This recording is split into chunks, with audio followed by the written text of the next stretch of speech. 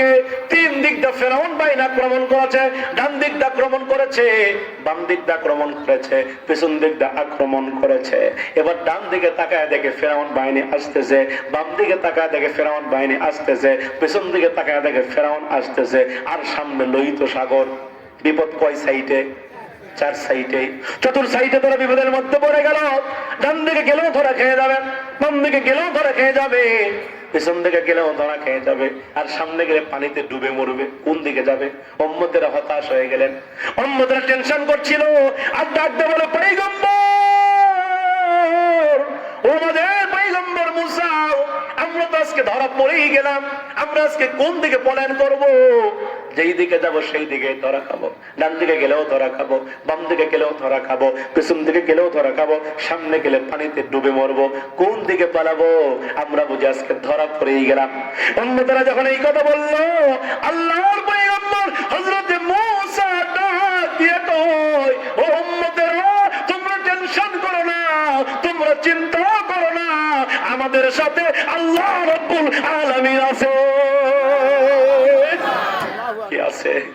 দেখেন নবীদের ঈমানটা কত দামি হয়। চতুর সাইডে বিপদ, চতুর সাইডে বিপদ, নিশ্চিত মৃত্যু।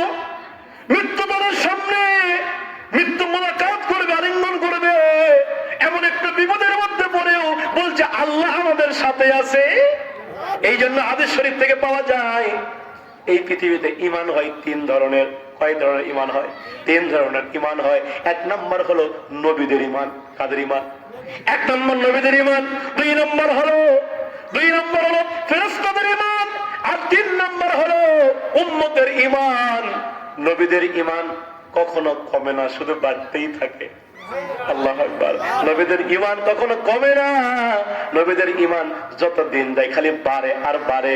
দুই নম্বর ফেরেশতার ঈমান, এদের ঈমান বাড়েও না কমেও না, মাঝামাঝি থাকে।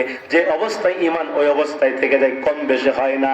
আর তিন নম্বর উম্মতের ঈমান কখনো বাড়ে আবার কখনো কমে যায়। এই যে ওয়াজ মাহফিলের প্যান্ডেলে, ইরে বাবা, সেই ঈমান বাড়িচ্ছে। কথা হয় না কেন? মসজিদে গেলে ঈমান বাড়ে, নামাজে সেজদা দিলে ঈমান বাড়ে, ওয়াজ মাহফিলের প্যান্ডেলে আসলে ঈমান বাড়ে, আবার মাদ্রাসায় গেলে ঈমান বাড়ে। আবার যখন মসজিদ থেকে বের হয়, ওই নামাজি বান্দায় আবার জমিতে আল কাটতে লাগলে একেবারে ফুলসিরাতের রাস্তা তৈরি করে। কথা হয় না কেন? এই ঈমান দিয়ে কি জান্নাত পাওয়া যাবে? না না মুসলমান ভাইরা, ঈমান তো হবে নবীদের মতো, ঈমান কমা যাবে না, ঈমান তো হবে শক্তিশালী। আমার বাংলাদেশে একটা কথা আছে, কিছু লোক এমন ফতোয়া দেয়, কয় হুজুর জান বাঁচানো ফরজ। কথা হয় না কেন? জান বাঁচানো ফরজ। কে বলছে আপনাকে এই কথা? এটা সম্পূর্ণ মিথ্যা কথা, ভুল কথা, ভুয়া কথা। জান বাঁচানো ফরজ নয়, ইসলামের জন্য, ঈমানের জন্য জান দেওয়া ফরজ। ঠিক না? সাহাবায়ে কেরামরা জান বাঁচাই নাই, মিথ্যা বলে ঈমান, মিথ্যা বলে জান বাঁচাই নাই, মিথ্যা বলে ঈমান বাঁচাই নাই। সাহাবের ঈমানের জন্য বাড়ি ছাড়ছেন, ঘর ছাড়ছেন, এমনকি স্ত্রীকে বিধবা করেছেন। তারপরেও সাহাবীরা ইসলাম থেকে, ঈমান থেকে বিস্তার হয় নাই। উহুদের ঘটনা কে না জানে? উহুদের প্রান্তরে কাফেররা একটা মিথ্যা গুজব রটাইছিল। আপনারা এই ঘটনা শুনেছেন, আমি জানি না। কাফেররা মিথ্যা গুজব রটাই দিলাম, কুতিলা ইয়া মুহাম্মদ, কুতিলা ইয়া মুহাম্মদ, মুহাম্মদ কতল হয়ে গেছে। উহুদের প্রান্তে মুহাম্মদ কতল হয়ে গেছে, যুদ্ধে মুহাম্মদ কতল হয়ে গেছে, মুহাম্মদ শহীদ হয়ে গেছে। এই খবর একটা দোকান হতে আল্লাহর নবীর একজন সাহাবী, নাম হলো হযরতে হানজালা। জোরে বলেন নাম কি? হযরতে হানজালা রাদিয়াল্লাহু তাআলা আনহু রাত্রিবেলা স্ত্রীর সঙ্গম করেছে। ফজরের সময় তিনি হাম্মাম খানায় ঢুকেছে ফরজ গোসল করবার জন্য। ফরজ গোসল করবেন, ডান কাঁধে পানি ঢেলেছেন, বাম কাঁধে পানি ঢালবেন। এমন সময় এই খবর কে যেন তার কানে পৌঁছায় দিল, হানজালা রে, আল্লাহর নবী নাকি এই দুনিয়াতে আর বেঁচে নাই, আল্লাহর নবী নাকি উহুদের প্রান্তরে শহীদ হয়ে গেছে। এই খবর যখন হানজালা পেল, তিনি আর বাম কাঁধে পানি ঢাললেন না, ফরজ গোসল করলেন না। হানজালা মনে মনে চিন্তা করলো, যেই জমিনে বিশ্ব নবী বেঁচে নাই, ওই জমিনে আমি হানজালার বেঁচে থাকার কোন অধিকার নাই। দেখেন ঈমানের জন্য কেমন তারা জীবন দিয়েছে ভাইরা আমার।